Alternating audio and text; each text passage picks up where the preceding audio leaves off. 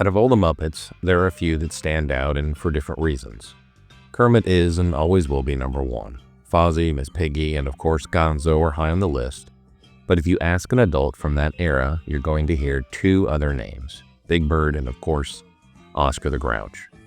Oscar was the antagonist, the foil, and the fall guy for many Sesame Street episodes.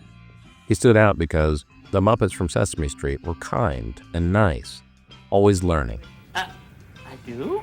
Yes, you do, because after all this time and we didn't believe you, that must have been very hard for you. Well, But Oscar was the opposite of that. He was angry, didn't want to learn, and seemed to hate life. who is kicking my can? Oh, hi, Grouchy. And this is Grouchy. I wanted to play a game, but everybody's Play a game? busy. Could you play a game You with me? kick my can and bother me and expect me to play a game with? I don't play games with little furry monsters and... Grouchy? Many millennials can relate to him on a deep level. In this video, I want to talk about his attitude, who he was, and how our little green angry trash Muppet became a household name. Oscar started his career on Sesame Street in its first season in 1969. He was quite different than what we remember today. He was orange to start and almost looked like a worm. He still lived in a trash can, but didn't have a prominent role on the show. Jim wanted Oscar to be the foil, an opposite to all the positivity. He wanted the kids to see that not everyone was happy all the time, to see someone who lived differently and was dirty. He wanted someone the kids could learn from, even when they were angry, mad, or sad. Don't mention it. That's the main reason the Grouches like it when it's hot, though. 'Cause people can go where it's cooler and leave them alone. So what are you waiting for? Go to Mr. Hooper's. Go, leave me alone. See if I care. Go! Oscar provided millions of kids with an example of real life, but also gave them a role model that taught them that things aren't always great, but if Oscar could learn and survive in those bad situations, so could they. No, nothing happened to him. I just don't think he's very happy right now. Oh, shoot. Jim had the idea of a foil bouncing around in his head in 1968, but didn't have anything solidified. While working on the show with Jon Stone, they went to get lunch at a restaurant they frequented called Oscar's Salt of the Sea in New York. According to Jim, it was some sort of masochistic enjoyment as their waiter always was angry and abusive. Jim said he was, and I quote, magnificently rude.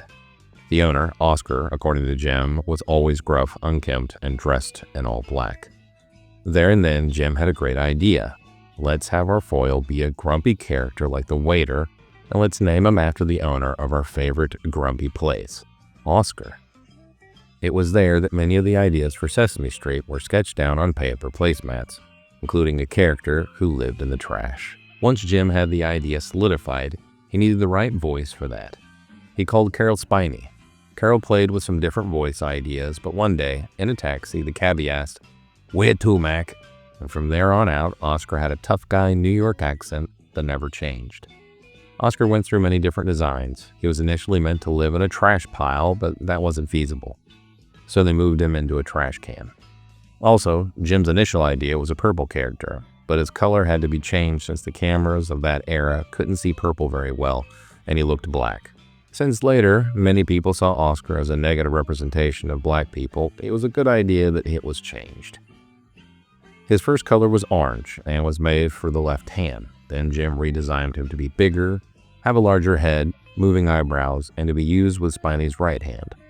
By the end of the second season in 1970, Oscar finally became green with purple eyebrows. He later attributes this to visiting the swamp and never washing off the moss because he liked the way it felt. Once the third season officially began, we find a newly designed Oscar that is the one we know and love today. Another aspect of Oscar was that his name wasn't Oscar the Grouch, it was just Oscar. Grouch was his species. That is why you'll see him with different family members and girlfriends throughout the show's history. They are all Grouches. Oscar is quoted as saying his whole Grouch family was orange, but once he went green, he couldn't go back. We can't mention how grumpy Oscar is without mentioning his most faithful friend, Slimy. Okay there, Slimy, let's try it again. Now, When the sign here says don't walk, you don't cross the street, do you?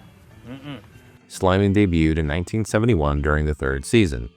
He was found in the mud, and then Oscar fed him several sodas. He is known for being a faithful friend to Oscar, as well as being quite talented musically. Oscar's popularity skyrocketed as the show grew in popularity. To the showrunner's chagrin, kids and adults alike began sending him fan mail. He was sent used sneakers, unopened cans of sardines, used Kleenexes, and even $50 for him to get a new trash can. In the end, he received far more fan mail than any other character. One staff member was quoted as saying, "We may soon need one, the new trash can, for his fan mail." Oscar has 6 feature films, became the unofficial mascot of the Waste Management, making prominent appearances in New York, Canada, and Japan, and made cameos in many shows, such as South Park, Portlandia, Scrubs, and even The Simpsons. Oscar rose to fame because he was something different. He showed us that it was okay to be grumpy and angry sometimes. Life wasn't perfect, and he was the physical representation of that for millions of kids. No matter how grumpy he was, in the end, he was a big softy at heart. All those kids saw that yes, he was grumpy, but truly, all he wanted was to be loved, and that it was okay to be the same. It also showed us that, just like his very first line of the show in 1969, "Don't bang on my can, go away. It's okay to let every day be a Monday." Thanks for watching.